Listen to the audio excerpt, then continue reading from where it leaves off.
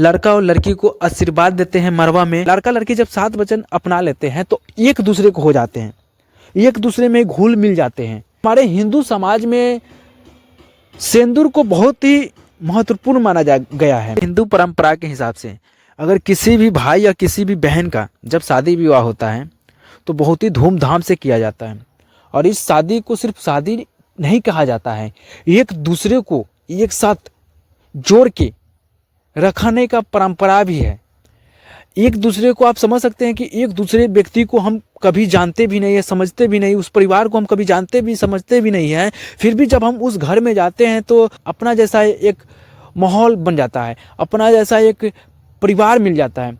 ये सब हमारे जब भी बहन या किसी भी भाई बहन का जब शादी विवाह होता है तो सभी घरों में आंगन होता है, आंगन में एक मरवा बनाया जाता है। अभी देख सकते हैं हम लोग मरवा का काम कर रहे हैं, सेम वही मरवा है जिसमें हमारे भाई या बहन का जब शादी विवाह होता है तो इस आंगन में बैठ के ऐसे 3-4 चीज़ें किया जाता है जिससे ना जानने समझने वाले भी व्यक्ति एक दूसरे के करीब बन जाते हैं, करीबी हो जाते हैं और एक दूसरे में घुल मिल जाते हैं।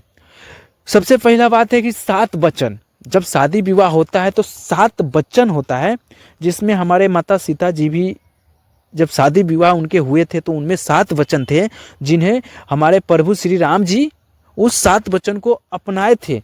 और जब ये 7 वचन अपना लेते हैं ना, कोई भी लड़का या लड़की का भी होता है, लड़का लड़की जब 7 वचन अपना लेते हैं तो एक दूसरे को हो जाते हैं, एक दूसरे में घुल मिल जाते हैं और उनको कभी भी ऐसा नहीं लगता है कि हम किसी और के घर पे हैं या किसी और के साथ हम अपने ज़िंदगी को चल रहे हैं लेकर, ऐसा कभी भी उनको नहीं समझ आता है। फिर उसकी बात होता है कि शादी की जो परंपरा होती है, एक दूसरे की चिन्हासी, तो हमारे हिंदू समाज में सिंदूर को बहुत ही धूमधाम से महत्वपूर्ण माना गया है। जब सिंदूर की जब बात आती है तो मरवा में ही सिंदूर की जो है परंपरा होता है और जब पंडित जी उस सिंदूर को पढ़ के मंत्र पढ़ के जब देते हैं, और यही जो सिंदूर है मित्रों, ये सिंदूर जब भी किसी बहन के माथे पे जब लग जाता है ना तो हमेशा के लिए लगा रह जाता है। इस मंत्र में कुछ ऐसा भी मंत्र उसमें बोला जाता है जिससे हमारे सभी देवी देवता खुश होकर हमारे देवी देवता लड़का और लड़की को आशीर्वाद देते हैं मरवा में। मित्रों, ये था हमारे हिंदू समाज की परंपरा की कहानी। अगर ये कहानी आप लोग को अच्छा लगा होगा तो ज़्यादा से ज़्यादा शेयर कीजिएगा।